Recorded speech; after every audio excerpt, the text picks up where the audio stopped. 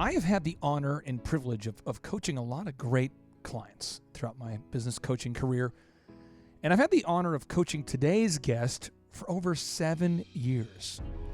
You see, during that time, I've got a chance to really know who Coach Don Calvert is and what he's all about. The founder of Score B-Ball, Don Calvert, has shared with me a lot over these years. And throughout this time, coaching and growing together and helping him take his company to the next level, I've learned that despite losing his son to a disease at the age of just 19 years old, despite losing his other son, almost losing his son to drugs, despite losing his wife to divorce, and losing his health due to repeated back injuries, he never quit and always kept going. You see, Coach Don Calvert is the founder of Score B-Ball, and he's a tenacious man, a diligent man, a hardworking man, and a man who's been a joy to coach and to approach on a weekly basis with the he's a guy, he's 60 years old. I'm 37. He's kind of like a father figure that I happen to coach. It's just an awesome relationship, and I can't wait to share it with you.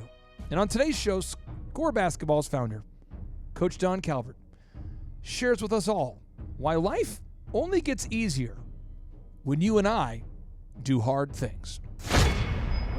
Some shows don't need a celebrity narrator to introduce the show, but this show does.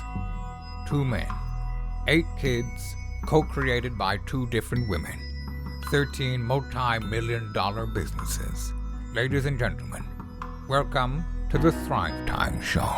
3, 2, 1, here we go! Started from the bottom, now we here. Started from the bottom, and we'll show you how to get here. Started from the bottom, now we here. We started from the bottom, now we here. Started from the bottom, now we here. Yes, yes, yes, and yes. Thrive Nation, on today's show, we're joined today here with my brother from another mother, Mr. Coach Don Calvert. Sir, how are you? I'm doing great. Good to be here. And we have Paul Hood, America's #1 CPA in every way. Paul Hood, how are you? I am amazing, Clay. Well, Paul, I'm excited to be on today's show. This is kind of a unicorn event for me because I got a chance to, you asked me to speak at a financial seminar that you did there with your team at your beautiful new home, a 25,000 square foot home, by the way. And I know that you grew up so poor. In fact, tell me if I'm wrong. Did you not, as a family, eat roadkill on many occasions? Seriously, no exaggeration. Yes, sir. Now, my mom wants me to clarify that it was roadkill that my dad swerved the car to hit. So it's not like we picked up things with flies all over it, but that was, we're Indian. My grandfather was full-blood Indian, and he's... Is this a real thing? It's a real thing. So you took out a deer and then you... Not a deer. No, would be like possum or raccoon or, yeah. Deer. It all tastes like chicken, just a little chewy. Oh, okay. She also took squirrel brains and put them on my teeth. You know that, when you're so poor and your kids are teething, supposedly raw squirrel brains are an anesthetic. Are you being serious? I'm 100% serious. Shunda. Wow. Thankful This for is my Indian parents. land, baby. Come Are on, you get the squirrel serious? brains. Wait. I just want to... La la la Luke. Luke. I just want to... I am your father. Lord, la, Lord, Lord, I lost my mind, but I got it back. You're saying that you grew up so poor that your mother took the brain out of a squirrel or multiple squirrels and put it on your teeth as some sort of what? Yeah, it's just so when you're teething, when you're a baby, you can't afford to go and, Who has the conclusion? I know what I should do. That cute little squirrel, I'll rip its head off and then crack open its skull and put. I mean, is this really a thing? Yeah. Are you messing with me? We ate squirrel all the time. I think there's much more here. I want to go deeper down this path because Coach, a lot of times kids grow up and they're like, I grew up so poor. A lot of older guys will say, I grew up so poor that I want to go back to this because, Coach, you also grew up without means. Your dad was a traveling coach who was gaining traction with his career for a long time there. Give me one more poor moment, and I'm going to have Coach Calvert one-up you. Okay. Well, I don't know what's poor. I do know. Come on.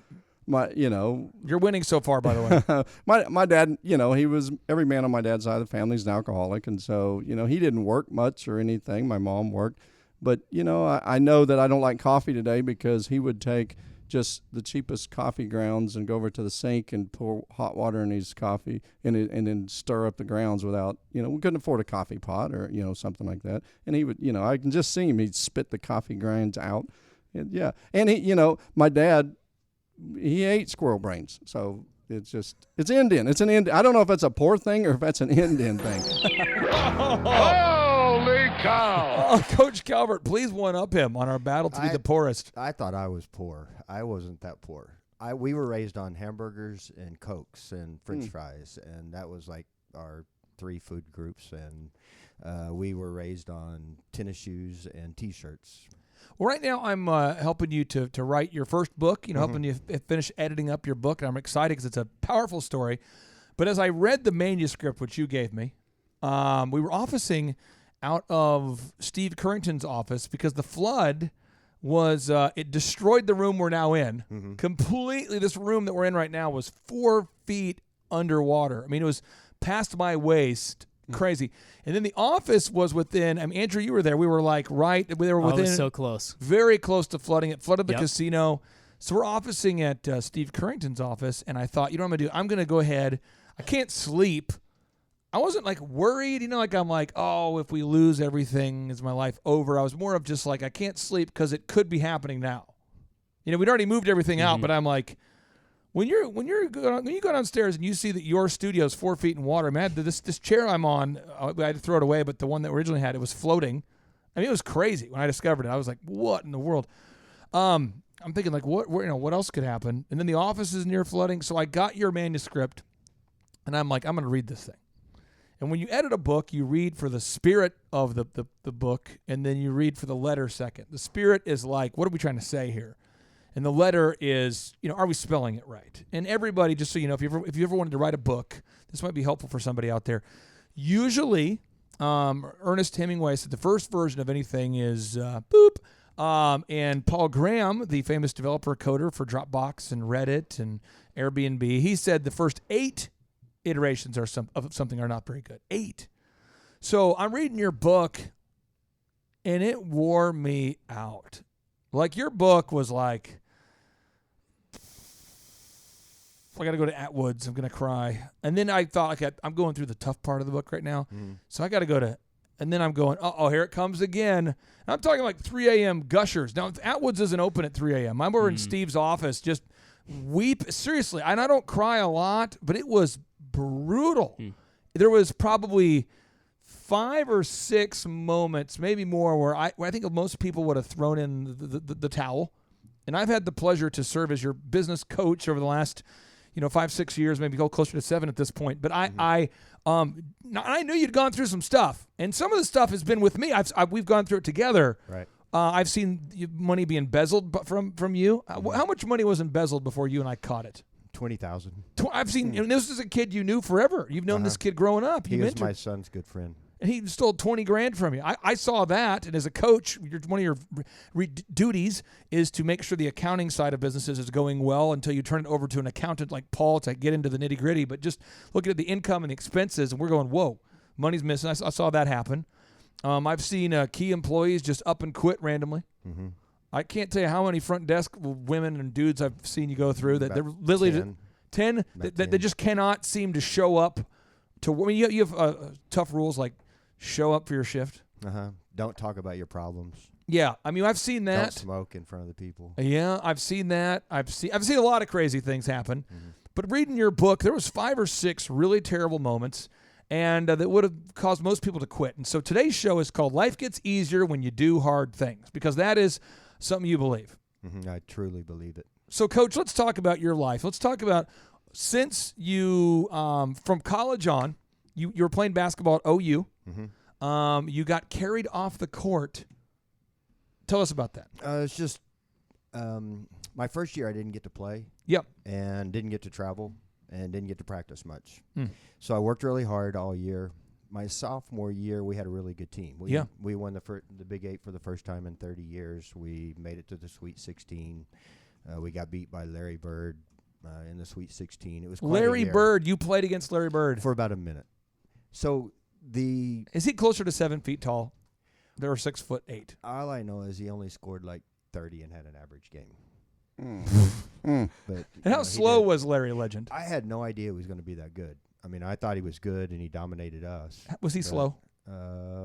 He did that thing where you throw the ball over their head and then you pull it back. Yeah. And then the defensive player turns and looks the other way. Hmm. And then he had all these fakes and moves and just, Was it hard not to want to just take notes while you're watching him play? Oh, no. I remember a coach talking about him before the game, and I remember Drew Head and I thinking, man, I can't wait to see this guy play. And so Larry Bird, I mean, NBA Hall of Famer, you played against him. Yeah, Sidney Moncrief. There's some really good players that we played against. And you got that carried year. off the court. Why? But what happened was that I had come a long ways, and so my sophomore year I got to suit up, and I started getting to play a little bit. And what happened was I had never scored in a game. I was about through 10 games in my sophomore year, and I finally hit a bucket. And They carried you off the court. They were really excited for me. I have the picture of Yeah, it's awesome. Terry Stotts, who's the coach of the Portland Trailblazers now, and John McCullough, who coaches with him, and Al Bill. I remember the three of them carrying me off. So that was a highlight. Mm-hmm. Now, when did the first no good, terrible, rotten, bad event happen? After I left OU, I started coaching at ORU. That was my first Oral Roberts coaching. University. Mhm. Yep. Oral Roberts University. That's Okay. why I came to Tulsa.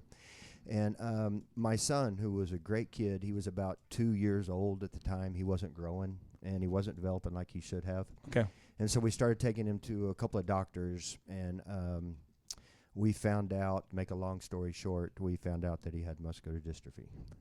And how did you keep going? It's kind of a long story, but I'm a man of faith, and my Christian faith is what's important to me. And I knew that God had a plan and a purpose in it. And I knew that God was a good God and that he's not a cruel God. And I knew that just from my relationship with him, that I knew he'd be with me and encourage me and help me. What was the second no good, terrible, rotten, bad thing that happened Well, to you? there's a couple of things. One is my other son started having health problems, and they thought that he might have the same thing. There was about a 6-month period there where the 3 members of my family were in the hospital for 10 different times. 3 members of your family in the hospital 10 different times? 10 different times. And the 3 members would be? My ex-wife now, and then my son, and then my other son, my 2 sons. What are other terrible things? Because the listeners need to read this book. If you talk about the book of Job, part 2, this is what you've been through. Seriously, this is Job part 2. Well, Now, after my son died, my wife divorced me, and that's a bad story, but it's also a good story because not a couple of years after that, she reconciled with me and told me that that she was sorry that she ever did it and that it wasn't my fault. your son passed.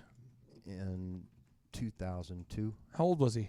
he was 19 years old. You went to a Bulls game with him. Yeah, it was kind of a remarkable story. He liked Michael Jordan a lot, and Yeah. We would watch ball games together. And so I'm a man of prayer, and I started praying, Lord, help us out here. I really need something to work out for him to get to see Michael Jordan. A or win. something. And so a guy called me about a week after and said, hey, does your son like Michael Jordan? I said, yeah, he happens to like Michael Jordan. He said, well, my company would like to send you and your son to Chicago and sit on the front seat and watch Michael Jordan play. Wow. Now, I understand you were trying to tell your son to quit looking at all the cheerleaders. So we had a lot of fun with him there, and every time he'd look up at one of the cheerleaders, I'd yell at him, say, hey, you can't be doing that. And he would yell back at me and say, Dad, I'm not looking at the cheerleaders. But then, it's because I said it so many times, and then he caught himself looking the whole time. The cool part was Dennis Rodman, who you like talking about. Oh, I love Rodman. I love Rodman. Rodman got thrown out of the game. Oh, yeah, baby. Took his shirt off, threw it up in the stands, went running by us, yelling something, and so he put on a show for us. It was kind of fun. Yeah, I love Dennis Rodman. For listeners out there that don't know, is Rodman number 10. If you look up Dennis Rodman, and Andrew, put him on the show notes, put a link to it. Dennis Rodman on the Pistons got a low contract every year. Paid very little, was all defensive player, led the league in rebounds. And it occurred to him at some point while dating Madonna, in his book he says this, it occurred to Madonna was like, hey, you know, Dennis, if you want to get paid, you got to put on a show. Mm-hmm. You're an entertainer. Now remember, Dennis Rodman graduated high school at the height of 5'9", and then 2 years after high school grew to be 6'8" as a 20-year-old man. So he never played basketball or organized basketball until he was like 20, and he went to college in Oklahoma. At Southwestern. Yeah, Oklahoma State. Little Division II. And he went to a school where people would yell racist things at him because he's like the only African American there. And some kid who, again, I don't have the book in front of me. Little short, white, chubby kid. Yeah, a short little white little kid who was like 13, I think, said, I'd like to be your friend because he saw him running around town, walking around. He's like, you'll be my friend? And he said, I don't have a friend. I've never had a friend. Could you be my friend? And Rodman grew up in and out of his dad disappeared. His dad has over 20 kids from 20 different women. And so Dennis found out as a young man that you could actually climb into the raw sewage in Texas and climb underneath the road for over a mile underground in human feces. You could then come out of the manhole and arrive in the state fair. And that's how he went to the state fair every year. You talk about determination. That's sick. So this kid says, hey, if you will, I'd like to be your friend. And he says, okay. And so the kid said, you want to be my best friend? So here a 20-year-old guy who's on full scholarship, the basketball star, is best friends with a 13-year-old kid. And he said, what do you want for being my friend? And he says, nothing. And he says, I do want to have a business someday. And he said, okay, when I get to the NBA and make a lot of money, I'll fund your business. And so when Dennis got to the NBA, he called him up and said, hey, let's start that business. And so today, Rodman Excavation is a real company you can see all over Dallas, Texas. Yeah. And that is Dennis Rodman making due on a promise that he'd made to a kid who he's been his best friend forever. Which is such a great story because he didn't really have friends in the NBA. He didn't. And he said in the NBA you couldn't meet friends. And so the one lady he dated and felt close to was Madonna. And she says, you know, you just need to stand out. Yeah, so he started the colorful dyeing his hair. Hairdo. And he started doing these jump kicks when he would rebound. And he would intentionally get thrown out of games because he figured out that the fine for getting thrown out was less than the endorsements. Yeah, it's really So he cool made how this whole intelligent he was. personality, and then he got stuck in that personality. Now we want Dennis to come back. Yeah, Come back. Come back, Dennis. I can't stand to look at him because those things on his face look so painful. Oh, they yeah, have to hurt. He's been going through something. Yeah. So you went to the game with your son. And how old was he when he passed? He was 19. He weighed 5'7", 50 pounds when he passed away. He was living a miserable life at that point. So did both of your sons die? No, my other son, in fact, is at my house right now doing work for me. He went down a path of drugs and got involved in the wrong people, and it was just devastating for him. He still talks to me this day about how painful it is for him to think of his brother. So let's I'll make sure the listeners recap this. And again, I don't mean to make light of it. I feel like I'm a optimistic person. You've known me long enough, Coach, to know that I care. But at the same time, I want to get it out there. Your son was born with a disease. He dies at the age of 19. Yes. Your other son is on drugs. Yes. Your wife leaves you. Yes. At that point, I think it got worse though before it got better. Yeah, it did. ORU. This is a story that never came out, but it should come out because it's true. Should come out. You shouldn't feel bad about it. It's true. ORU was hurting at the point, and you'll remember those days when they had all the scandals, and ORU was part of the scandals. The new Richard Roberts era. Right. And we can't verify what was happening or not happening. All we know is that Richard couldn't find $52 million, according to the lawsuit that came out. He couldn't find it. He doesn't know where it is. Allegedly. So the City of Faith was literally, it was a blessing and a curse for us because that's where my boys went to hospital, but it was sucking money out of ORU by the millions. And so the school was really hurting. So anyway, make a long story short, our assistant coach's father had a lot of influence in Tulsa, and he offered to pay $1 million for the business school if they would give her daughter the coaching job. And so sure enough, so you and your dad got fired. Got fired. After having turned the program around and we're having a successful run. We had lost to the number one team in the nation by 2 points that year. We were starting all freshmen, sophomores. We had a great program going at that point. So you got fired. So after doing a good job. Yeah. Your wife left you. Your son's on drugs. The other one is dead. Did it get worse? Yeah, it got worse after that. What happened next? I started having back issues, and I lost the use of the left side of my body, basically. and I had 4 ruptured discs. In fact, I used to have this running joke with my son that he was killing my back. I was kind of joking, but he literally was killing my back. And he'd say, "What's wrong, Dad? Am I heavy or something?" And so, again, to make a long story short, I've had 10 back surgeries 10? now. 10 of them. And you've gone to Germany for these surgeries? There's people in America who said, we can't do anything else. Yeah, I've had 2 back surgeries in Germany. I was told that I would be in a wheelchair one day So and that I wouldn't be walking. let me one day. recap, Paul. Make sure we're getting this. I got it. His son, your son, passed away, Mhm. 19. Your other son's on drugs. Mhm. Your wife left you. Mhm. You got fired from your job. Mhm. Then you are having back problems. Mhm. Faith, check. That's going good. Mhm. Family, not so good. Finances, not so good. Terrible. Fitness, not so good. Terrible. Friendship, not so good. No, because Fun, when you not lose so your much. when you lose your wife and you lose your job and you have back surgeries, your friends don't hang around too much. Andrew, you are a young guy, 21 years old. Yep.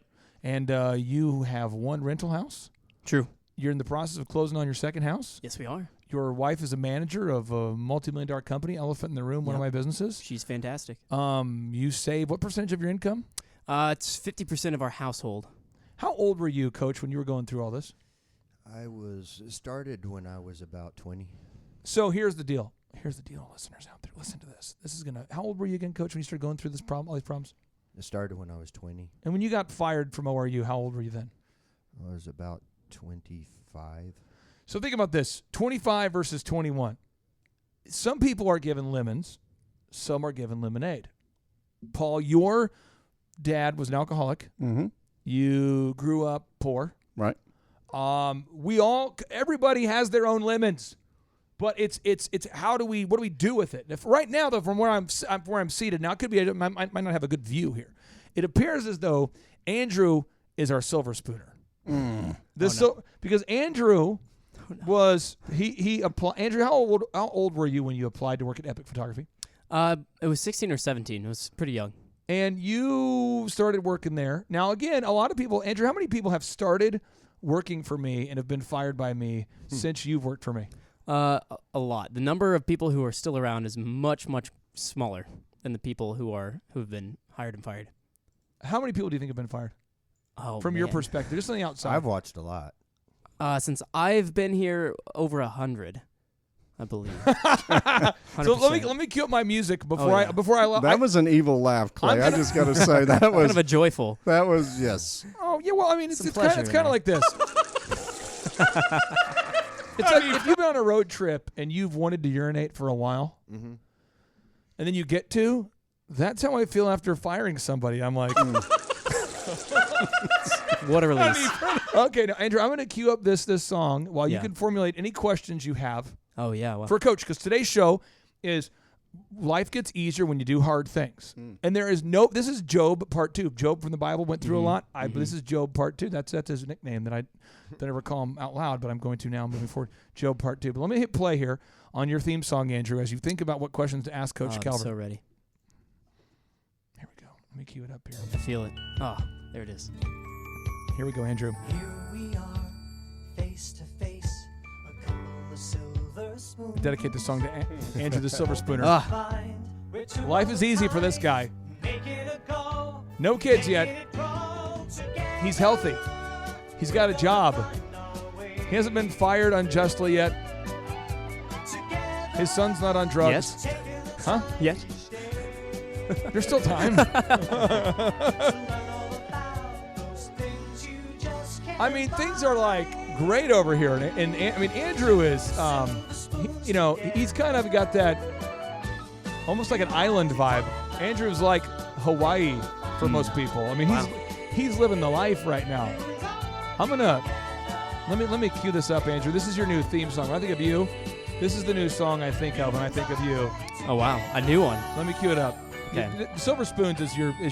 That's the song you were conceived to. But let me cue up this song. This is right? true. This is. I've heard the stories. Okay, Andrew, from our Yuppie help desk. What questions do you have for Coach Calvert there about doing hard things, Andrew? Oh, wow. So I'm curious. Were there any? I'm trying to concentrate with Yeah, this I'm going trying. on. I'm also trying to formulate Yeah. this question. All right, whatever, Silver Spooner. Sheesh. Okay, yeah. So, Coach, were there any like books that you really turned to, or maybe books in the Bible? Anything specific? Any quote? Any book? Any? Oh, this is good. Anything that you turned to that you fixated on, that you like focused on, that helped you through all of those hard times, that really helped you? Yeah, because at that point, when you're in that much grief like I was, you have to have things that you can hang on to. Right. What happened with me though was I struggled in college and I was going through a difficult time. So I spent a lot of time in the Bible, reading the Bible, and I invested in that. So I felt like the Lord was building my faith up way before things ever started happening. And Paul, you can relate to that too, that you have to spend time in the Word if you're going to follow Christ. And so when things did start happening, before I found out my son was going to die, the Lord put me through something where my car broke down. At that point, we didn't have cell phones. I know you can't imagine that, but I know. there was no way to get a hold of anybody. And so I spent 2 hours on my own. Well, make a long story short, at the end of that 2 hours, I was reading a story, and at the end of the story, it was Jeremiah 29:11. My thoughts towards you, my plans towards you are not of evil, but of good, and for a finished end. And so what God was telling me was that I was going to go through hard times, but there was a purpose in it. And I remember thinking, when I found out Carrie was going to die, I remember thinking, God, if that's going to be the course of my life, then I want it to be for something great. It better not be for something average. It better be for something. Jeremiah 29:11. Jeremiah 29:11. When your son asked you if he was going to die, what did you think? I remember thinking first that he was too young for us to have that conversation. I remember I was going to lie to him. I also, there are points in And you don't lie, by the way. I don't lie. So you thought about lying to him, which I just want to make sure the listeners understand this.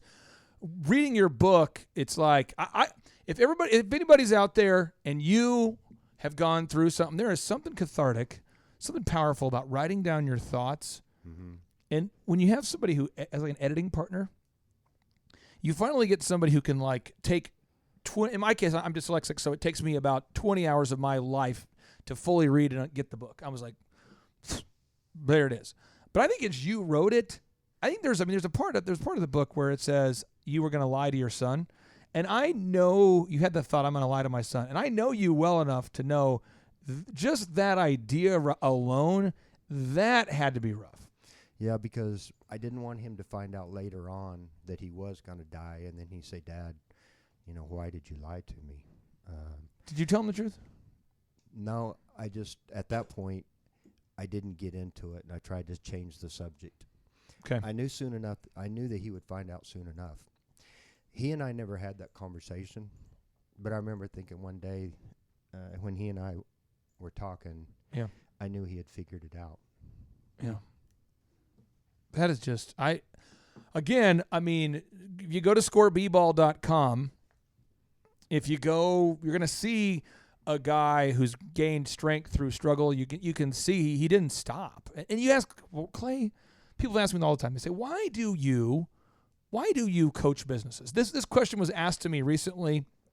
My wife are in the process of, looks like building a building, and talking to people involved. And they said, why are you doing this? And I said, I feel called to do it. I don't want to, though. And the guy said, you don't want to? I said, no, I don't want to. I said, why? I said, because talking to people, every one of my clients starts like this. I'd say 80% of them. It's like they are right at the end of a breakdown and they need a breakthrough. And the weight on that. I had a dream the other night. It was the worst dream I've had in years. It's crazy. I woke up completely sweaty, stressed out. And what happened is we have 160 clients. The average client has 30 employees. So I had a dream where I was picturing all of those clients and all 30 of their employees and all of their dependents and realizing that they were all asking me, can you fix my business? In a unison. And it was like super crazy stressful, and I couldn't get it together. So I did the most mature thing I could do at 3 a.m. I jumped in the pool. Oh, great idea. It's totally cold, by the way. Cool it off. Yeah. Seriously, but there's like, when you feel called to do something, you do it. And what keeps me going is when you help people like Coach who have, the only reason that you coach basketball is to help teach character. The basketball part is just the avenue that we do it. It is, but I mean, if you go to scoreball.com, and you're in the Tulsa area, or if you're not, just go to the Google map and click around. There's scripture verses, there's words of encouragement, and I know a lot of kids. One I can think of right now who's a grown man who's told me twice when you weren't around how much your mentorship has changed his life. And that's all through basketball. But basketball is kind of the silly little game we played. Phil Jackson in his book called 11 Rings, he talks about more than anything, he kind of views it as he's like a philosopher, teacher, educator guy who's on the planet to help people. A lot of people don't know this, but Dennis Rodman had a real hard time. He was not coachable anymore. Mm-hmm. And he was on the Spurs, and they kicked him off the team essentially. Yeah, and he took his shoes off over on the bench. He's complaining, and so Phil Jackson sits down with Rodman and says, "Rodman, Dennis, I'd like you to be on the team." It's Rodman, Jordan, and Pippen, all three of them. And he's like, "I'd like you to be on the team. Could you please share with us if you want to be on the team?" And he goes on this diatribe about how he will not talk to Michael Jordan or Scottie Pippen, but they're there. And he's like, "Why?" And he's like, "I'm not on the team to make friends. I'm on the team to play basketball, to win games, So basically, that's a kind of a cantankerous thing. Well, he sits down with him privately, and he shares in his book, but he's like, "What do you need? What do you need to go out there and play? What can I do? How can I help you, Dennis?" And he goes, "I just want a dad." Mm-hmm. And so he's like, "You want me to be your dad?" And he says, "Yeah." So that is the relationship between Dennis Rodman and Phil Jackson today. I mean, there's just a lot of, whether you're coaching kids or you're coaching business owners, you got to figure out, like, why are we doing this? What is the root cause? Paul, you had a question for Coach Calvert. Yeah, I just had two things. One, Sean Stevenson, I don't know if you know who Sean Stevenson is. He's got a great book. He's super, and he talks about the majority of addictions start from self-pity. And I want to commend you because you turned that what could have been self-pity and self-destruction into a servant attitude. Because I also listened to a church service this weekend, and it says just because you don't see the harvest doesn't mean the seed wasn't planted. And my friend, you have no idea the blessings probably that you've put on other people. I personally never had really had a dad. My parents were divorced when I was young, but my mom married a guy, and it was in my life for about 18 months, went from about 13 to 14, 15. And he actually showed interest, got me into Boy Scouts, got me in, coached me in sports. And that 18-month period, he died of cancer, changed my life forever because and that's what you do, my friend. And I don't have a question because I can't even imagine the things you've gone through. Because, Clay, growing up poor, pigs don't know pigs stink. I didn't know. I mean, crap. Everybody eats squirrel brains. Everybody, I didn't know. But yet you knew, Coach, that you knew you were going through turmoil and you chose the righteous path. So I appreciate you, man. There's a couple of things. One is my son was that way. He wouldn't I would ask him, "How you doing?" And he'd get mad at me. He said, "Dad, don't ask."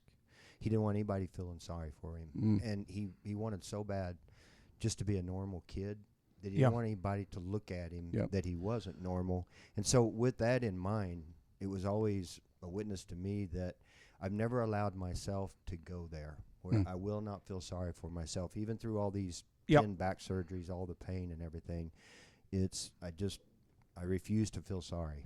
Andrew, I'm going to let you ask Coach another question here. I want to keep this audio, though. This is Dennis Rodman explaining that he never did talk to Scottie Pippen or Michael Jordan, which is crazy. Let me cue I've it been up. by myself for so long. I mean, living by myself, I think I choose that. How often would you watch tape? I watch tape all the time. Why? It's because I wanted to, Of what you did before. practice. I think anyone that has been around me, as far as being on the bus, I was the only guy to ever say, "Can you stop me at a gym?" And I get off the bus and walk to the gym every day. I mean, every game, before a game, I go to a gym. Conversation with Dennis. I've never had a conversation with Dennis in my life, so I don't think it's anything new. Why not speak to your teammates then?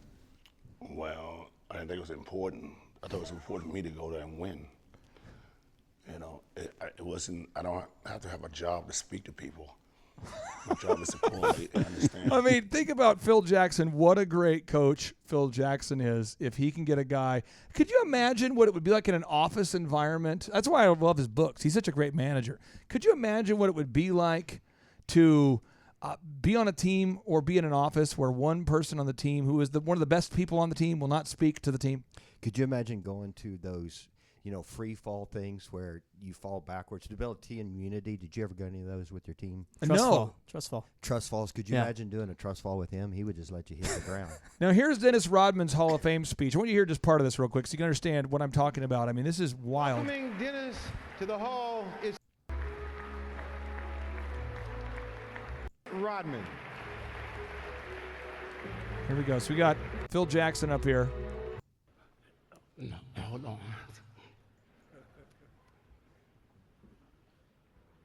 So there's Phil Jackson, and Phil's trying to encourage him to get together.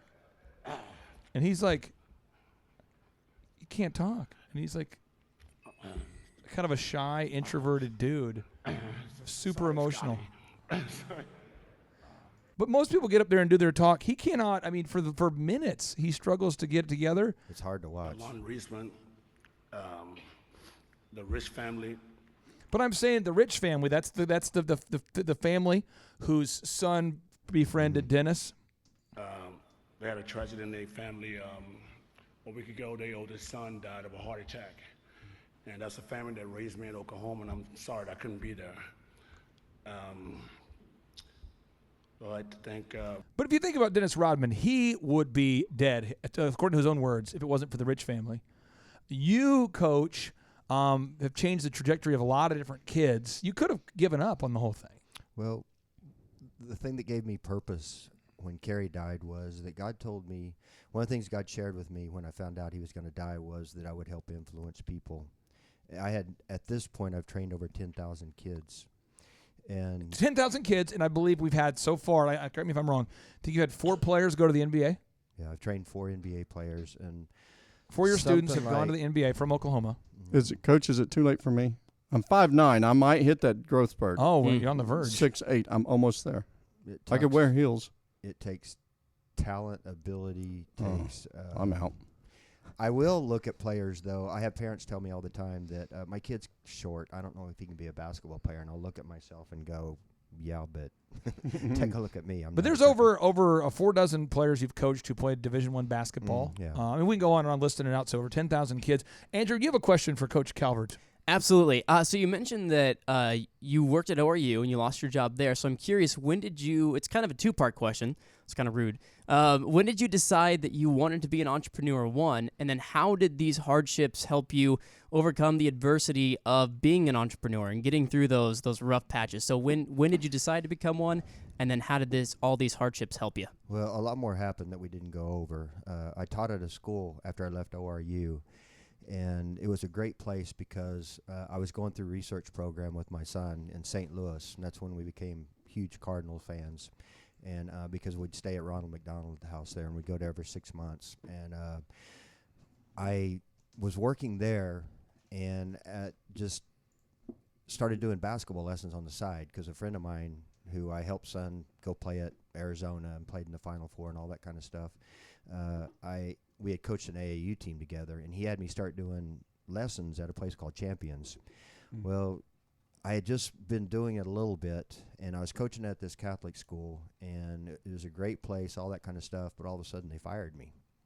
And so it was from that, getting fired there, that I went all in for SCORE. And I didn't have a backup plan, so I knew at that point I had to get to work, and I didn't have time to feel sorry for myself. And at that point, everything was going wrong. Marriage was going wrong. Health was going wrong. Family was going wrong. I remember my preacher preaching one time that God will get your attention through one of 3 ways: family, health, or finances. And I remember going up to him afterwards and saying, what if all 3 are a mess? I said, well, I guess God's really trying to get your attention. Whoa. And so SCORE started out of that mess. And it was from that, though, that I really got to work on it and did it in faith, but also did it, out of fear of there is no backup plan. I got to get to work every morning, every day. The time will never be just right, though. No, You started out of the mess. You put the messy middle turned into your beginning. Right? I mean, that's what happened. And I knew I had ability, and I was a tough kid. God had made me tough, and I wouldn't give up. I wouldn't feel sorry for myself. It doesn't mean things were easy. Things were a constant struggle. But I started this in 1995, and there really wasn't a so-called basketball program. There was a guy that was doing a few lessons, but nobody had ever made it doing this kind of thing. I was 15 when you started SCORE, Mm-hmm. and I was trying to think about what I was doing when you started SCORE. Yeah, because I didn't start this when I was like 21 or 25. I started it when I was pretty old. So I got to ask you this for the listeners out there, because I want to get into some specifics, and I want to have time for Nick to ask you some questions as well. Nick is a recent Oral Roberts University graduate. He's doing a great job in our business. I kind of refer to it as our program, but he's done a great job starting off with the search engine team and then moving his way up to the sales team, and now he's managing a team of dozens of employees and thousands of customers and doing a great job. We had to do some hard things to fix SCORE, kind of turn it around. The product was good. You were a good coach. Yes, boom, boom. Great coach, great product. If you're out there listening today and you have a great product or a great service, check mark. If you don't, check the box. Yes, I have a great product or great service. Great. Feel good about that. Now we have a submarine. We now have Andrew, we have a submarine that's built, really nice submarine. Oh, yeah. And we know that it does work. Yep. The problem is we've got about 99 holes in our submarine, and it's going to sink unless we fix them all real time. Entrepreneurship, to quote Reid Hoffman, is like jumping out of an airplane and assembling a parachute on the way down. So you are in a submarine, and usually when I get a call, it's like the scenes from these submarine movies where we're taking on water. And I'm going to mention the things that we've had to change at SCORE, and then you can kind of share with us whether it was a hard thing to do or easy or what your thoughts were. Okay.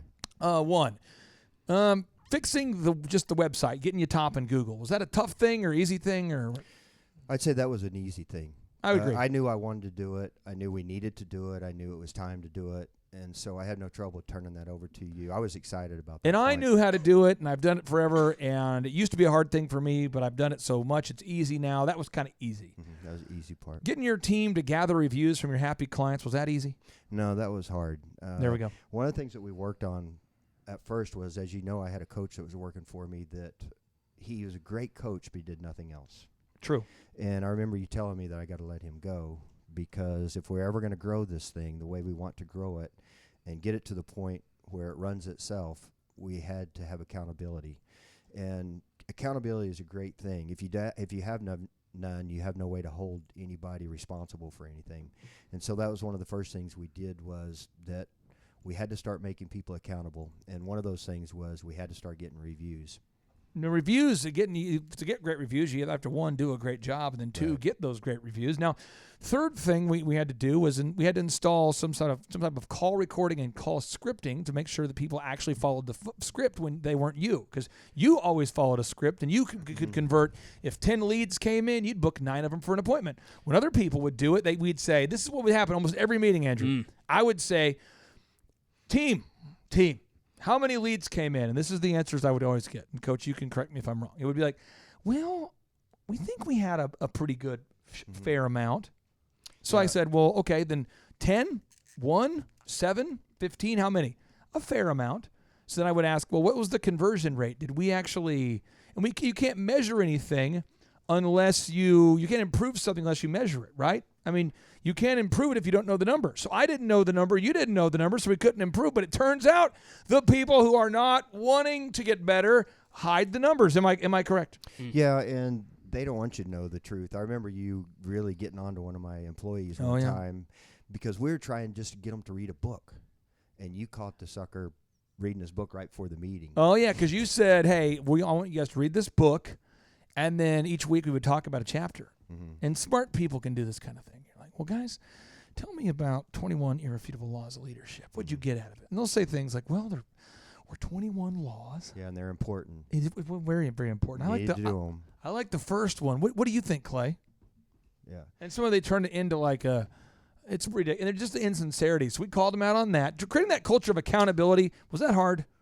Yes, it was really hard for me because I'm a personable guy. The interesting thing was, like you and I talked about, I'm great at holding my players accountable, my kids accountable. Right. I wasn't great at holding my employees accountable. And it's one of the things that I had to grow in was, in fact, at one point you told me I needed to fire my wife, and Hey, now. Hey. Vanessa, Let's did not you talk. hear that? Let's not talk about the facts. Can you repeat what I asked you to do? to let go of my wife. Here's the interesting thing, though. It was my fault for what she was doing. I had her in the wrong place doing the wrong thing. Very talented lady, does a lot of things well, but we had her in the wrong seat on the right bus, but the wrong seat. Right, and she's great at doing all kinds of creative things, and she's great at it. The interesting thing was when I told her that I didn't want her to come to SCORE anymore, she said thank you. I'm Thanked me. so glad that they said that, because there was one guy back in the day, a dentist I worked with. It was back in the day, a guy in the Dallas area, and if you're listening, Mr. Dentist, you know I've worked with a lot of dentists down there, so don't you get all offended. I won't share any more other details. I can just say the calls for his business were supposed to be recorded, and the leads were supposed to be called by his wife, and the accounting was supposed to be done by his wife, and that was her job, accounting and leads. I'm going, which are two most important things. Right. And I said, hey, I just want you to know the conversion rate of 10%. What can we do to improve? And each week, I'm like, let's play the calls. And she couldn't seem to say, she couldn't find her calls. She couldn't figure out how to upload it. Passwords. She Yeah, I'm couldn't used to find the that. passwords. Yep. This would go on. And finally I said, hey, guys, Doc, we got you to the top of Google, so you're making more money than ever before. But I estimate that probably 60% of the money you're owed isn't being collected. Just what I can tell. And the leads are never being called. And I'm just saying to you guys as a couple, if you had an employee that didn't call their leads and didn't collect from insurance, and it wasn't you, what would you do? Oh, she got mad. Oh, yeah. Oh, man. And I remember she was one of those like yoga pant kind of wearing, kind of Whole Foods, kind of tennis skirt, show up about 30 minutes after the meeting starts kind of people. Oh, and she got mad. I mean, we're talking about bitter. No, did not get better, got bitter. And she says, well, you're fired as a client. We're firing you. And I was like, well, that's okay. If you look at the agenda, I can imagine your response. I would have enjoyed this. Well, this is what's interesting. This It was would so have been funny because I remember I would print the agendas, or I was on a Google Doc. Right. And I said, well, if you look here on the agenda, she said, well, you. And I said, no, let me just for a second. If you look on the agenda, it said here, I recommend that I fire you as a client today. And she was like, ah! So she's mad. Well, anyway, the doctor calls me. He's like, here's the deal. This is great. I'm just going to pay you, and she's supposed to do accounting, and you know she doesn't check it anyway. So I'm going to keep paying you because I got to fix this thing. And I'm like, dude, I can't do that. He goes, no, seriously. I would have never have done that. No, this is what he said. He goes, seriously. So then we did a 3-way call together. This is a couple weeks later.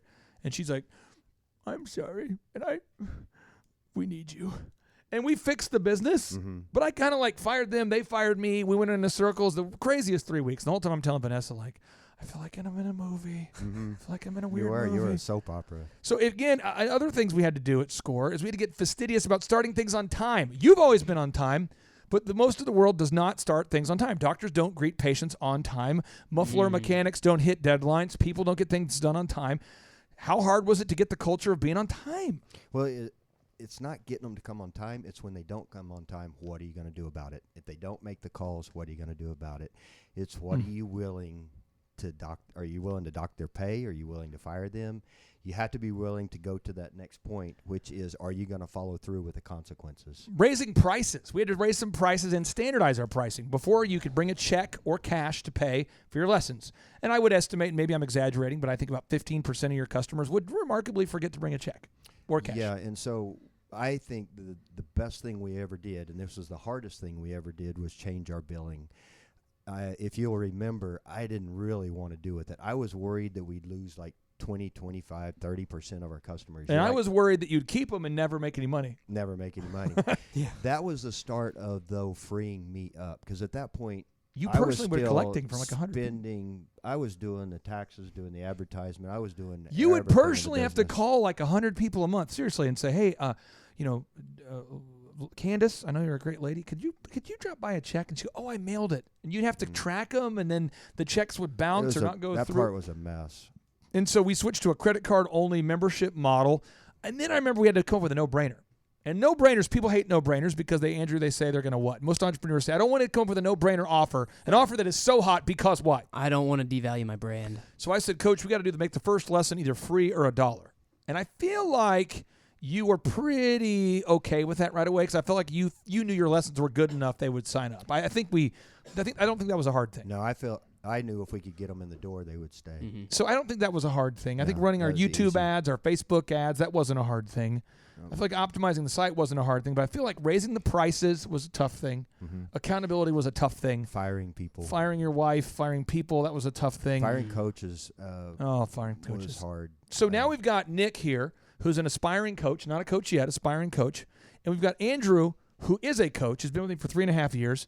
You guys can bombard Coach Calvert with as many or as few questions as possible about doing the hard things because you know this, Andrew, when you show up and tell a client, hey client, this is the path that Clay made for you, and I want to. My job is like a Sherpa. He's been to the mountaintop. I'm not saying I have. I'm just saying this is the plan that he's made for you. He and Z have done this a lot. So, in America today, Mr. Client, 9 out of 10 businesses fail, according to Forbes. According to the SBA, only 10% of Americans even start a company. So. This data is not, I'm glad I didn't know all that when I started. Oh, my business. dude, and I will tell you, might have been discouraging. This is really a discouraging idea when you think about how hard it is to be successful. I'm going to give you some stats right here that will rock your mind, and then Andrew, I'll open up for you and Nick to ask questions. Right now in America, these are the facts that we know about right now that are hard facts, meaning they're not generalizations. I'm not rounding. I'm being very, very factual. And when you look at these stats, your head will explode. Here we go. In America right now, there are 329 million Americans that we know about. 9.1% of which started a company, according to the SBA, Small Business Administration. That's who named me Entrepreneur of the Year for the state of Oklahoma. 30.2 million people, are self-employed. Again, 9.1% of our population is self-employed this year. Of those, 90% will fail according to Forbes, which means you have a 0.009% chance of becoming a successful business owner. I mean, it's a really, really low chance. We're not talking, remember, 9 out of 10 startups fail, but only 9% of our population even starts a business. So I'm saying now of the businesses that make it, according to Forbes, 8 out of 10 of the ones that make it won't make it past 5 years. So, I mean, we're talking like the lowest chances possible. So what's so frustrating for myself is that the Lord has called me. My vocation, my calling is to help coach companies. Here I come. But then I feel like Satan, yeah, I do believe it's Satan has called you to not do hard things. Because Satan has called you. So when you know you need to fire somebody, if Jesus has come, if God has come so that you may experience life and experience life more abundantly, then who comes to make your life worse? So if you don't believe in the Satan thing, let's just say if you are feeling the call to do what's wrong, where is that coming from? Because most people are wrong. So when I say you need to install call recording, use clarityvoice.com to record your calls. All the big companies do it. All the big boys do it. American Express records their calls. Southwest Airlines records their calls. Great churches record their services. You need to record your calls. Airplanes, pilots, they have to have their flights recorded, called the little black box. Everybody who's successful is self-aware.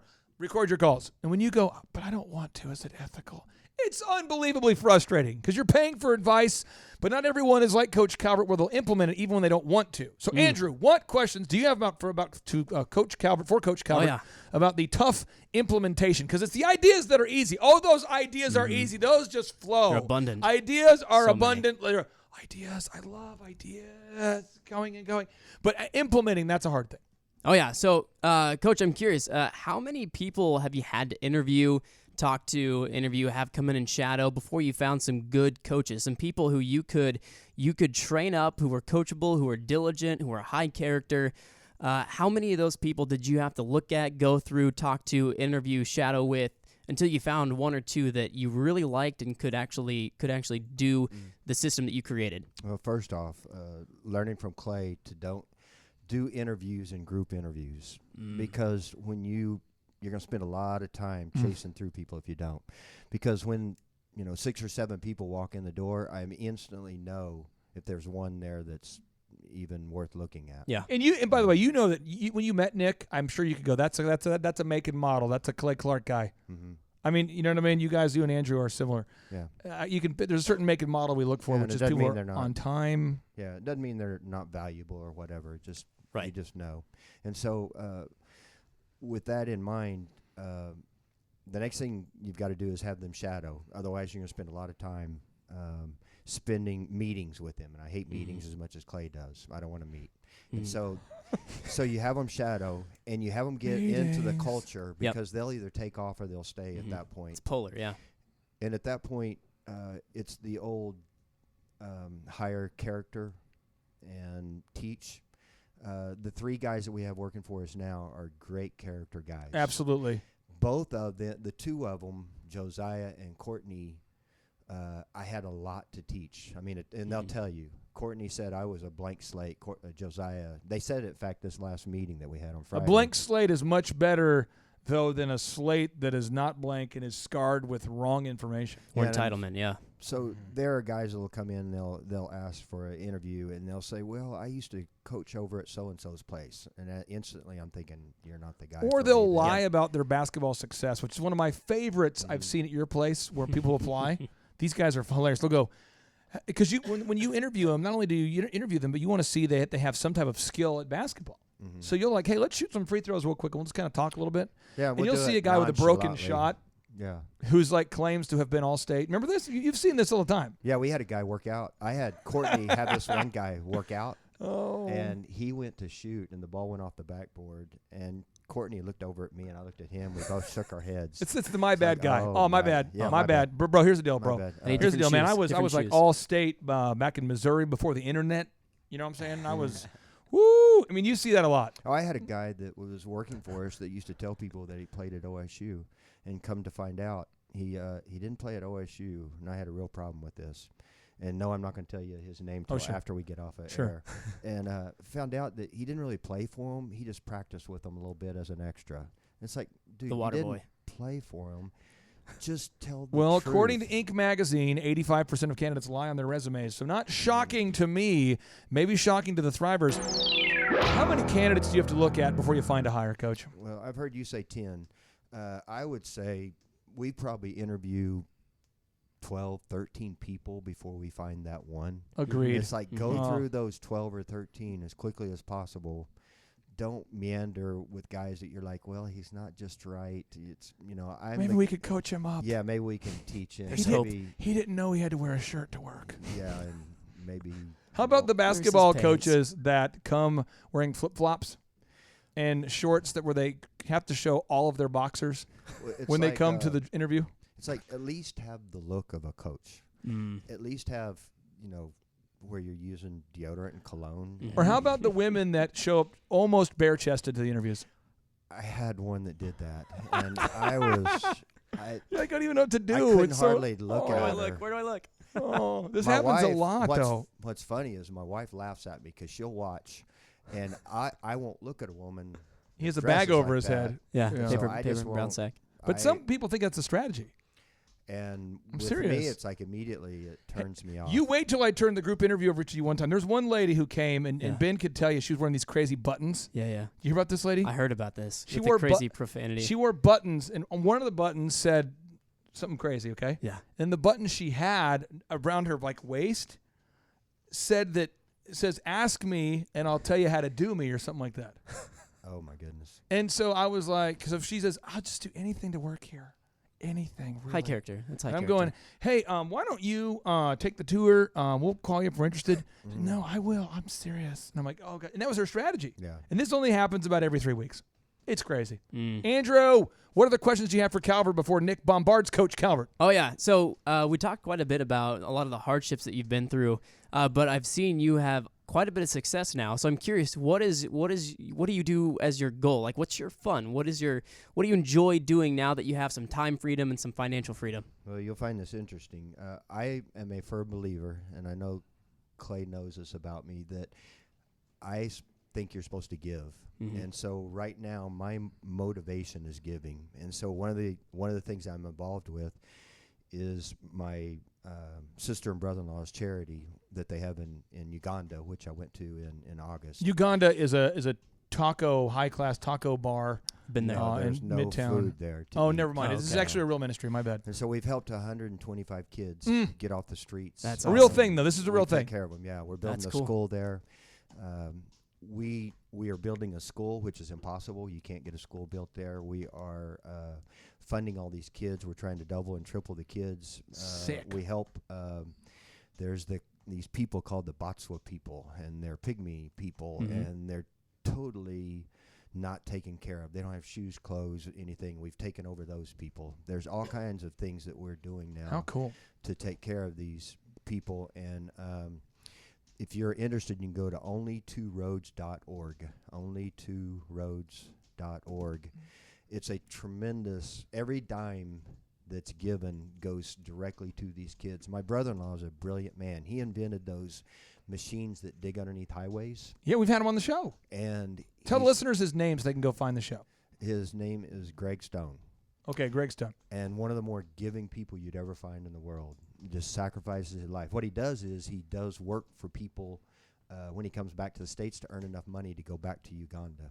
And then he gives every dime he can to help take care of the people. We have 5 employees now in Uganda that works with us. It's a town called Kabali. And it's just a tremendous thing. Another thing that we're doing that comes from the loss of my son is we have a farm now with 20 acres that Clay's supposed to come out to. Oh, I can't any wait. day now. Yeah, let me tell you about this real quick here. I have 5 kids, and it's like this weekend we have a cheer thing over here and a cheer thing over there. You've been through this. And the next weekend we have a cheer thing over there. And as a reward for doing this, we have more places to go. So my weekend, it's like my agenda during the week seems calm by comparison of what my weekends are like. My wife's become like a taxi service for the Yeah. kids who are now in charge of us. It's weird. Yeah, didn't did this Aubrey happen? didn't Aubrey have his own little? He had a DJ job. Yeah, he had a this DJ job. weekend. And then we had a back-to-school bash this weekend. We had 30, 15-year-olds in the backyard. You have the pool, so you have to have the bash. It was a great event, by the way. So now, Nick, you are not yet a coach, but you do a fine job managing people. Thank so a little you. Thank you. context.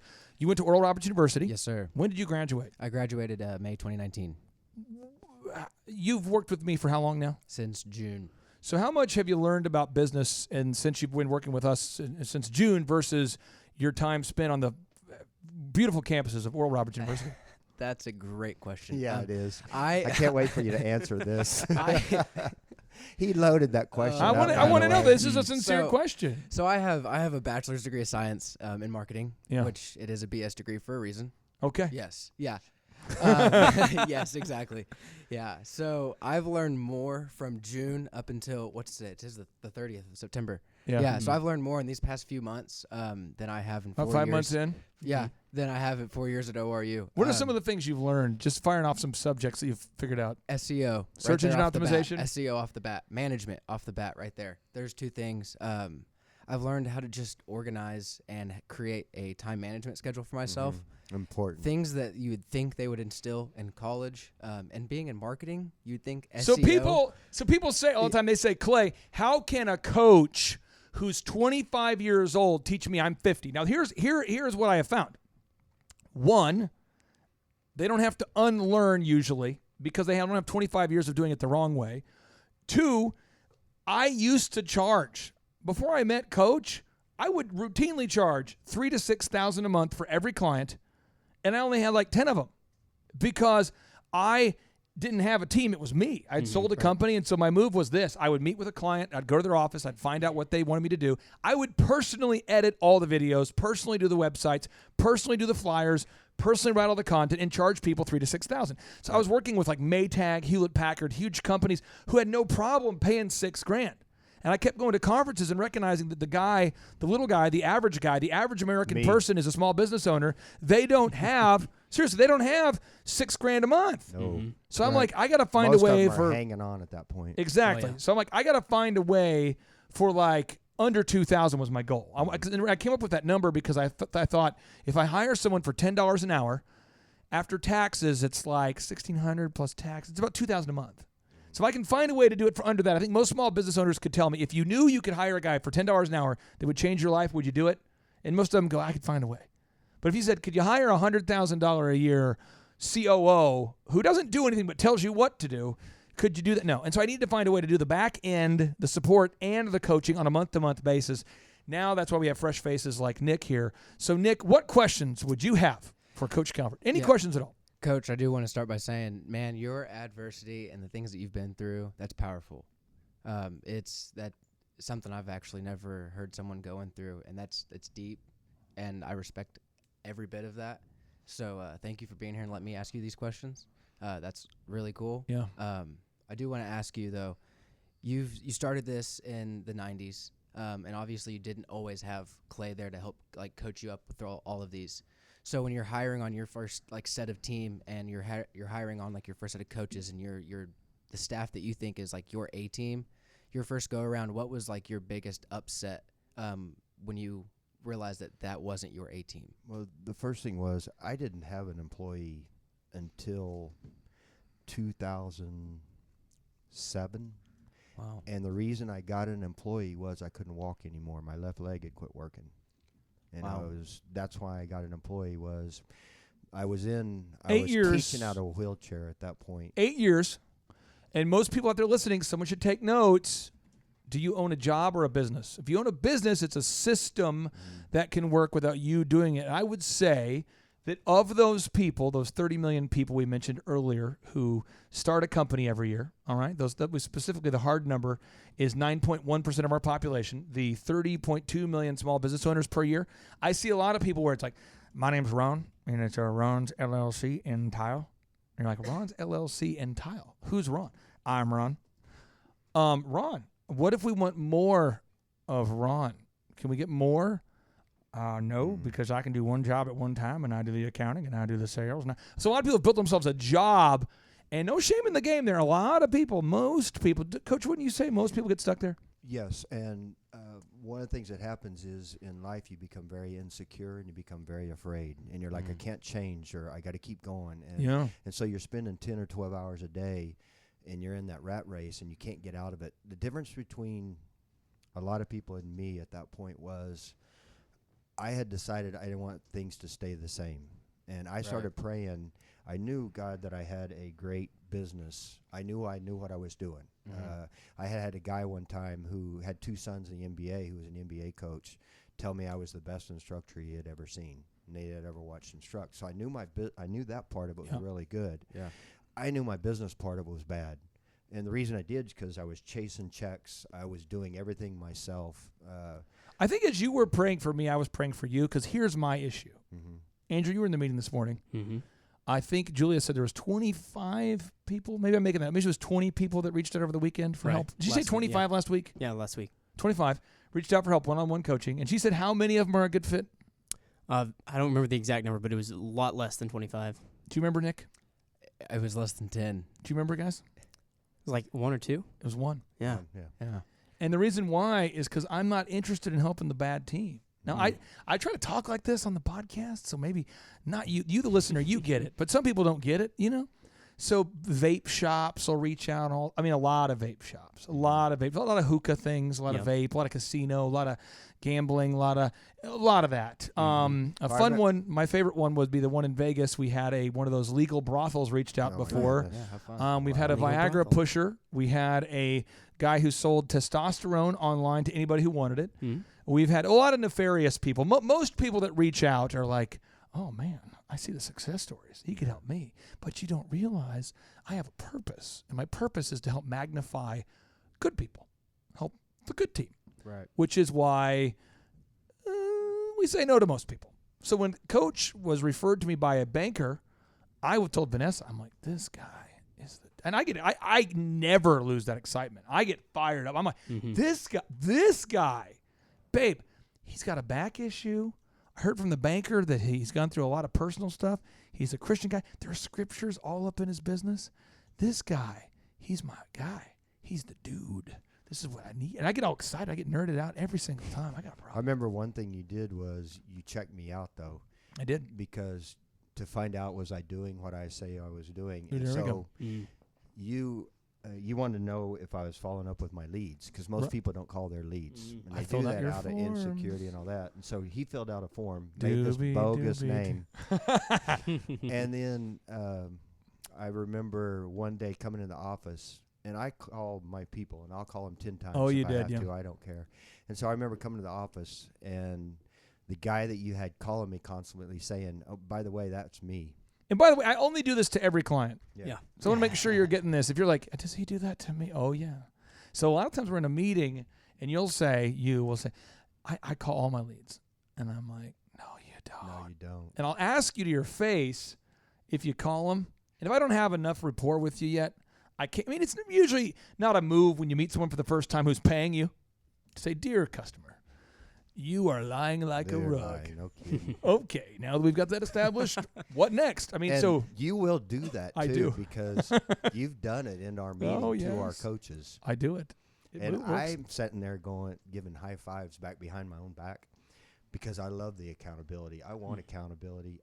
All of us need that. If we don't have that, I don't think you can grow in life. Dr. Lindsay Smith is a great dentist, and I'll tell you how I know. I had my kids go there, and he was great. I'm like, this guy's the real deal. Man, Dr. Morrow, great guy.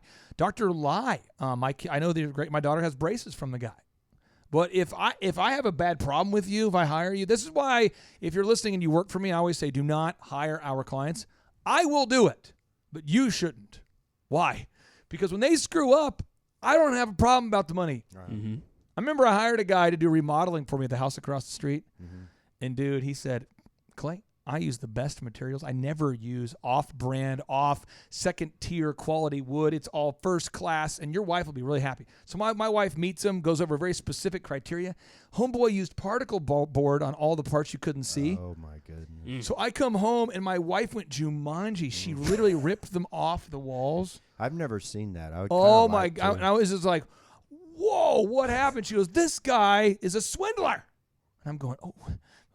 So I remember having that awkward client meeting, like, hey, you swindled me, and I'm gonna have to fire you as a client. And then so I like to use our clients a lot to see if they're good people. Mm-hmm. Roy's Garage, great guy. I know Great because I guy. use him all the time. But again, you want to make sure that you what was the teaching moment here? Be full of integrity. Do what you say you're going to do.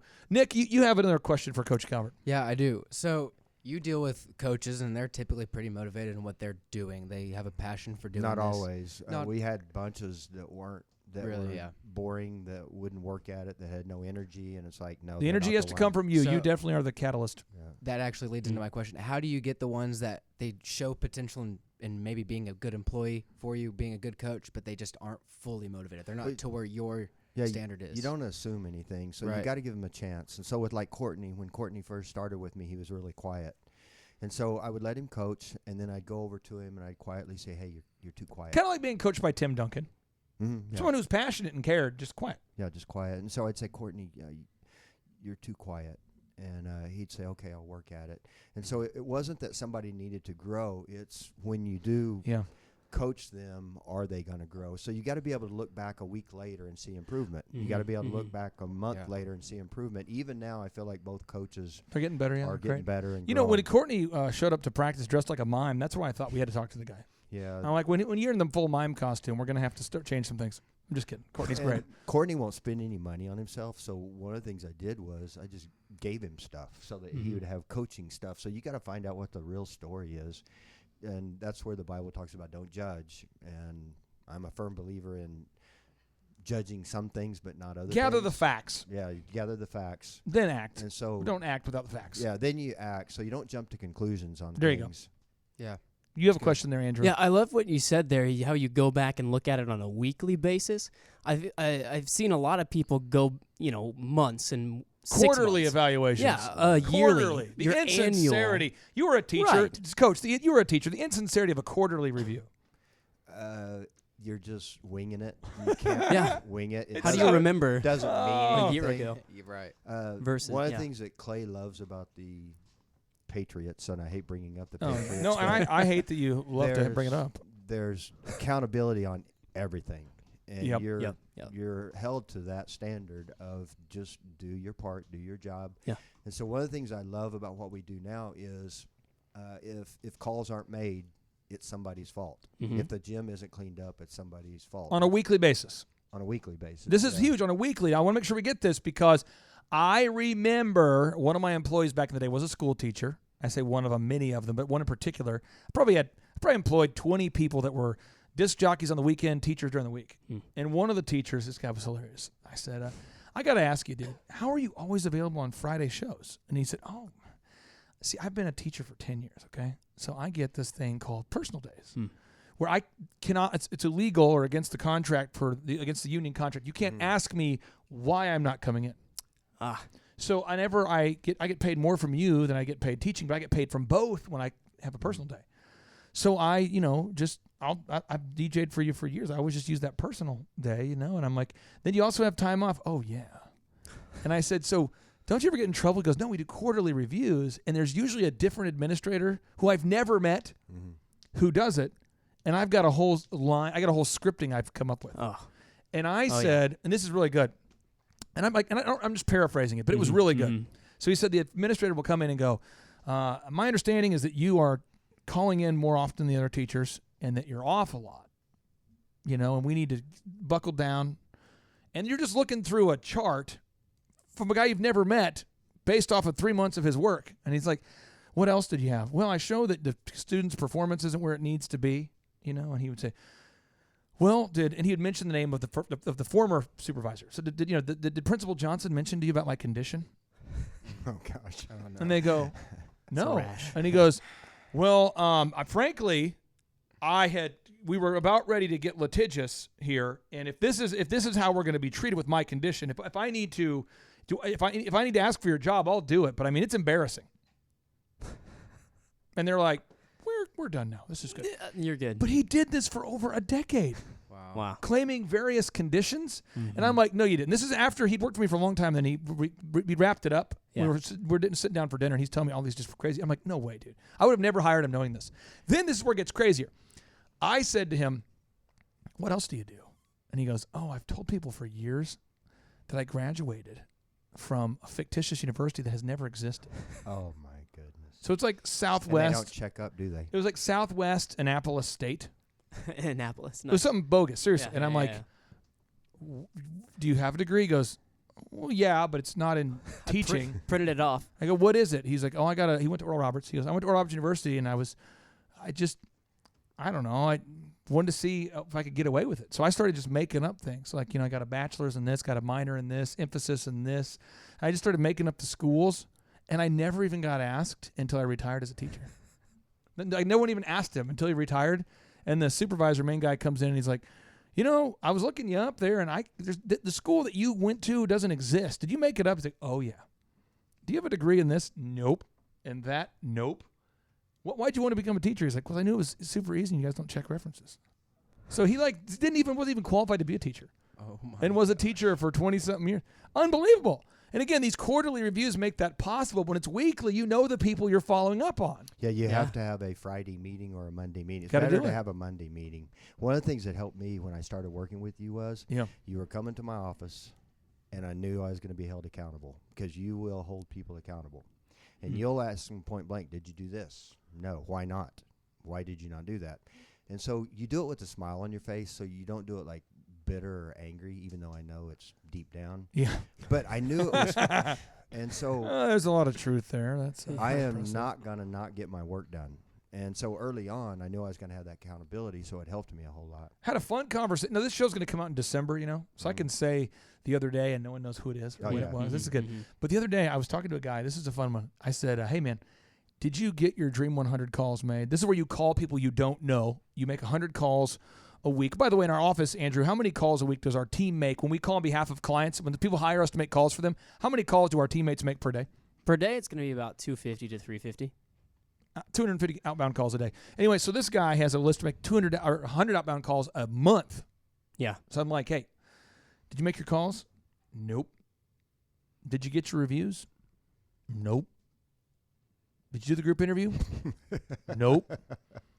Why did you hire me? That's what I said. And I said, hey, if you just want to, Jaron was by me. He heard me say it. Yeah. I said, if you just want to fire me or I can fire you right now, that would be better because the insincerity of the dissonance I'm experiencing where you say you're going to do something, but you don't. And then you act like that you, at the age of 40 some odd, your brain doesn't work well enough to figure it out. Every week you're like, I couldn't figure it out. I ran out of time. If you're that kind of sick freak that wants to pay, that's called therapy.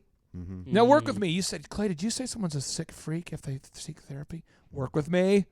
I know men who go to marriage counseling on purpose while simultaneously partying every night. Mm-hmm. It's the guys I went to college with who party every night with chicks and dudes who literally go to marriage counseling once a week so it looks better. Mm-hmm. You cannot be out till 4 a.m. partying with dudes every week. Have a marriage. And then have a marriage. And then it's weird. It's weird. It's like going on the treadmill and eating ice cream while on the treadmill. I mean, it's a weird thing. We do the same thing in our basketball lessons, though, is I can tell if a kid's not practicing. And I've lost lots of students over the years because I've had a meeting with the parents in my office and said, you feel bad. I'm taking your money. You're not doing anything. Yeah. And then I've told them, your kid's not practicing.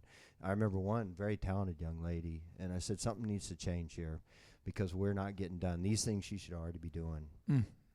Now, Andrew, we have time here for you and Nick to ask one more question before we wrap up today's show. So I'm going to go with Nick first, you second.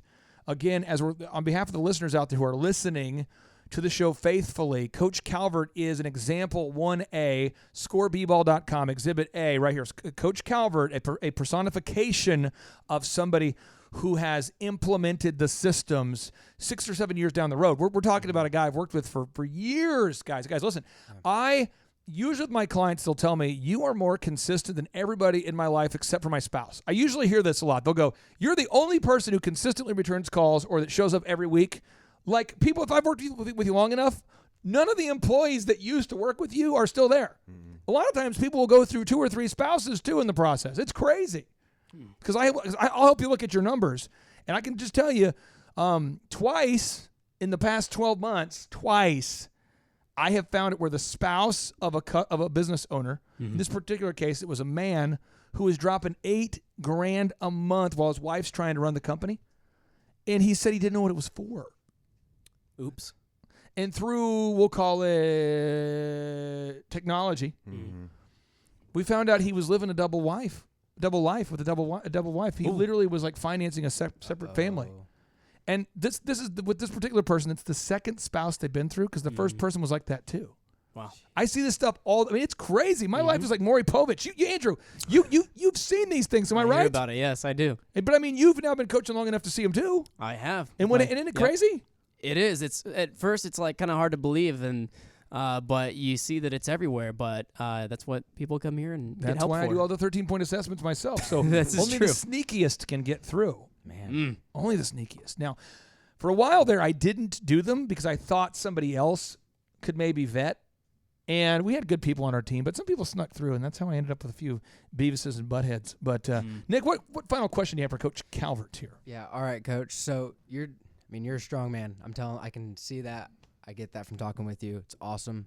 Your faith, everything that you've come from. So I want to know, like, what are your top 5 characteristics that you're looking for from your coaches? Like, what is your standard of excellence for everyone that comes through your program, whether they're a coach or an athlete? Well, first, like Clay and I talked about, that you have to have the integrity part first. Right. And it's a tricky thing to find out integrity in a meeting. So I've learned to ask these little tricky questions. Usually it's the question number 3. Yeah. Did you call your leads? Yes. Did you call the Johnson lead? Yes. Did you call this number? And then you say the number. They go, yeah. And you go, well, that's my phone number. And so you find out, does a person have integrity? Do they have character? And you can find that out. For instance, ask them, who inspires you? That's a Hitler good one. was really big in my early life. I mean, Satan. You pick up on these things subconsciously or consciously. People who have like heroes that are like, Mussolini's early work was good. Castro was. Or it's some Post rap Malone. singer. Post Malone. He's really been impactful in my life. Part So like a rock star. you have to be careful what questions you ask, but you can get to the nitty gritty if you learn. How much time do you spend torturing rats with a hacksaw? All those Terrible. All those. Oh, Coach, what's the next? Important things. Next thing is just work ethic, because I don't want to have to babysit you. I don't want to have to motivate you. I don't want you to have. I don't want to have to be excited about you being there. I don't First wanna one in, get last one you out. Excited. First one in, last one out, right? I mean, And come so on. I want to find out is one of the ways you do that is you find out if they're a motivated type person. Are they goal-oriented type person? You know, how many books have they read? Do in they the last yawn a year? lot? No, that's exactly right. Do they look like they're bored? Do they have energy? Do they take care of themselves? What time do you go to bed at night? Well, I usually get in bed about 12. Okay, well, this won't work for you because, you know, you I gotta be party till rested. 4, then I focus Yeah. till 7. And so it's that, you know, you find out what kind of work ethic. Yep. You find those by asking questions. One of the things I learned early on by a guy named Mr. Iba, who I used to spend time with, my father played for at OSU, he'd always ask me questions. And he'd delve into me, and it was like he was reading my soul by asking these questions. Oh, these questions are good. And so questions are so good, but you have to learn how to skillfully ask those questions and then listen and really find out what are the people really. And a lot of times they don't even know what they're I saying. asked a question that was pretty rough on Friday. I was very proud of my question, but it was a rough question. I can't wait to hear that. I said, so the assignment was to upload content with, it clearly states this is how many keywords we need on the title. Right. This is how many words we need on the meta description. This is how many words we need on the keyword. We clearly had a 1-hour meeting devoted to it, in addition to our weekly meeting, over how to do it. And you are a professional with, you know, more degrees than like the desert. You know what I mean? You got a lot of degrees, a lot of heat, a lot of degrees. You have a lot of degrees. And you, I want to ask you, did you not know how to do it? No, I knew how to do it. I guess I couldn't quite figure it out. Did you log on? Oh, yeah. Now, you can see on the site, by the way. Can't we on WordPress see when the last time someone logged in? Yep, there's a history. And can't we see on the YouTube when you log in or not? Yep. And I'm like, so you did. You promised me you logged in. Oh, yeah, I did. Okay. Can I tell you something? Yeah. You're lying. You're lying. You're lying? Are you lying? I don't know. Are you lying? And he's like, well, YouTube must be having an issue. YouTube and Google simultaneously, WordPress. So, I mean, you just have to ask questions until you get to the end. And when I want to be to the end, when I'm working with a client, I'm like, this person clearly doesn't have integrity. I just keep asking until I get to the end. And then that's where it kind of unravels and you just sort of. So yeah, because be careful. I'm a firm believer that you don't go any further physically than where you're at mentally and spiritually. I don't believe that it's, and Clay, I've heard you say this, I don't believe that it's my job to grow them up mentally and emotionally. Unless you're a pastor. Unless you're then a pastor. that's your calling. That's great. But that will wear you out in life. And I'll work with anybody I feel like the Lord wants me to. Yeah. But as far as my employees, they need to already be there. The third thing is I want to know if a person is a giver. And if they're not a giver and they're not into self-sacrifice, then they can't work with my kids. Because that kind of character where they care about people, they love people, they're not into themselves, they're just not going to give the way I want them to give. There's everything from like trash by the door. If somebody won't reach down and pick up the trash, I don't want them working for me. Will you open the door for women? Will you open the door for women? Will you give people a high five? Will you encourage people? Will you talk with people? When somebody walks by you, are you naturally friendly because you care about them? Or is it some canned thing because you have to say, you can tell if somebody really cares about Good to see you, Carl. Somebody. Carl, so good to freaking see you. Freaking Carl. And then the other thing is somebody has to have the ability. And Clay's good about this. If somebody doesn't have the ability, then don't feel bad about it. Fire them. They're just not the right person. That doesn't mean they're not a great person. They're not good for another business. They're just not right for your business. Right.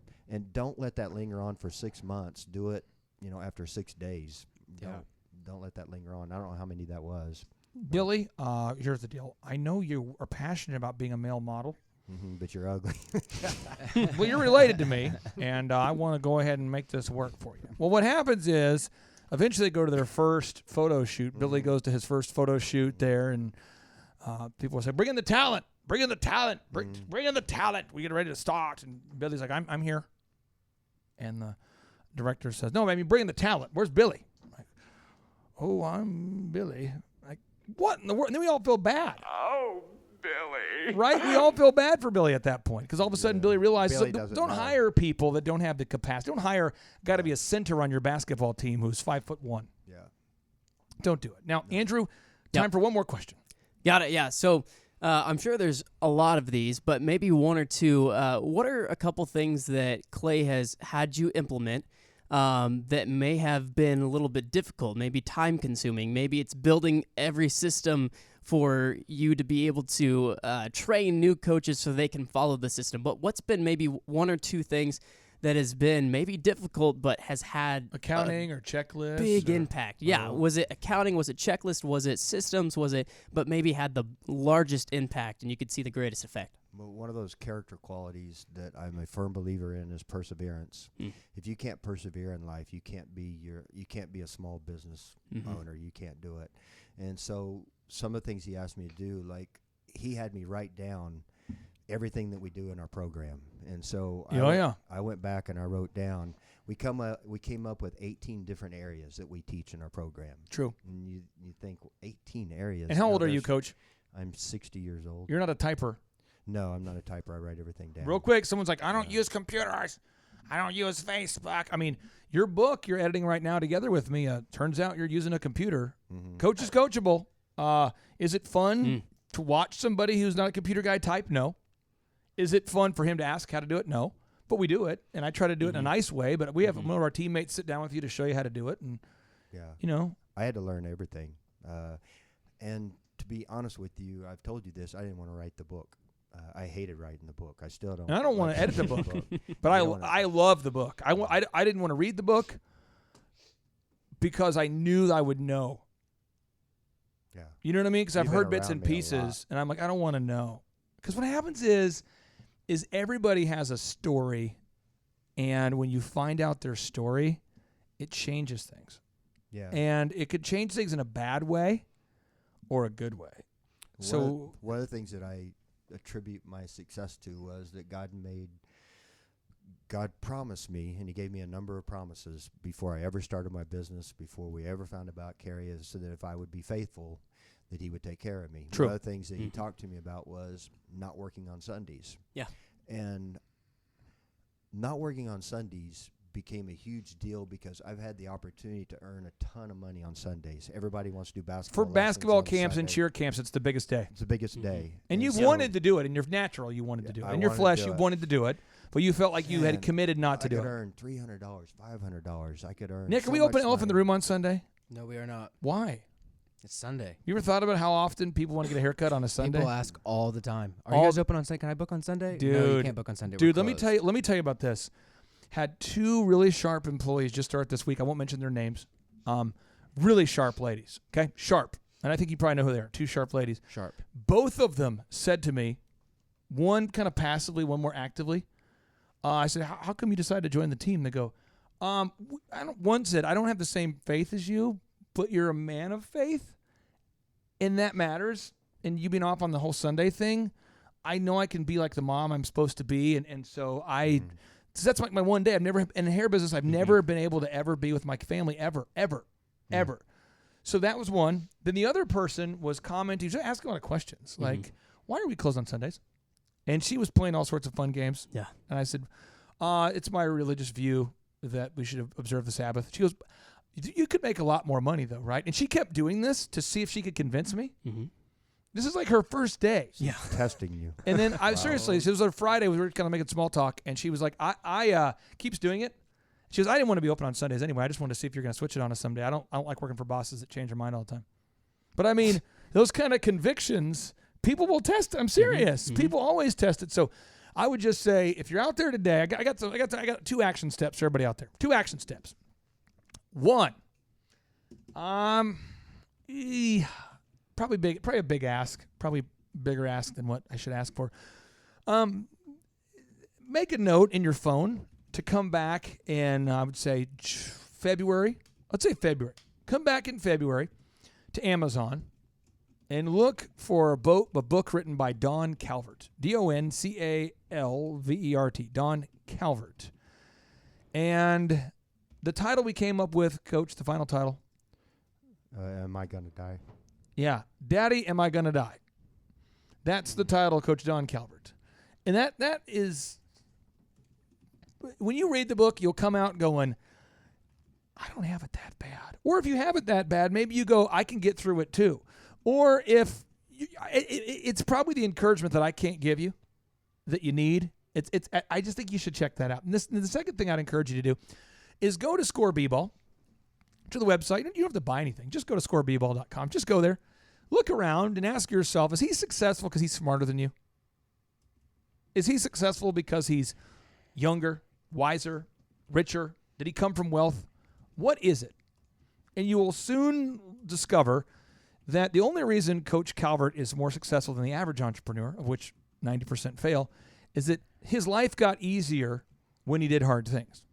His life continued to get easier the more he does hard things. So now he's building this neat ranch and wonderful house and wonderful wife, and things are looking good.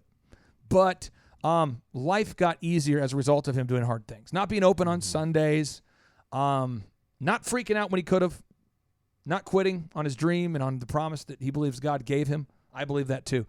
But again, your life will get easier when you do hard things. And maybe just today, maybe it's just getting up at 5 a.m. Maybe you know you need to, but you don't want to. Maybe it's sending out that encouraging text to your spouse or calling them or checking on. Maybe it's firing somebody. What is that hard thing you're supposed to do today? What is that hard thing? Ask yourself, what is that hard thing you're supposed to do? Check out his book. Go to Score B-Ball. Ask yourself, what's that hard thing? We like to end each and every show with a boom. Andrew, are you prepared to bring a boom? I am so prepared. It's going to be hard. So ready. Are you prepared? I am ready. Nick, are you prepared to bring the boom? Let's do this. Calvert, are you ready? Yeah, I'm ready. Here we go. 3, 2, 1, boom!